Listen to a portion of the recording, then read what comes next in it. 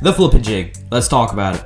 The flipping jig is simply one of my favorite early summer, late spring baits, simply because these are super effective during these hot summer days, ranging from 85 degrees all the way up to the high 100s. It can also be super effective mainly because flipping it under docks and under hard cover is really going to get you those big bites, because that's where bass usually hang out during the summer when it's so hot. When it's so hot, they're just like us. They just want to go inside, right? They want to get under shade, and this bait right here is going to get the job done by giving them a nice lethargic meal, because they don't want to exert a lot of energy during the day. But if you give them a bigger jig presentation, they're going to take it. They're going to take it.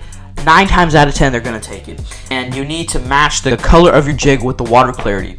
So for example, you're going to use a bluegill type color jig for clear water, kind of stained water circumstances around bluegill beds. For example, my ponds in my neighborhoods have bluegill in them as well, but they are also kind of spawning from that post spawn all the way up to kind of just shifting just like those bass are. But those bass are still keyed in on those bluegill, but they're still keyed in on the bluegill. So it's good to keep a bluegill looking jig in your arsenal.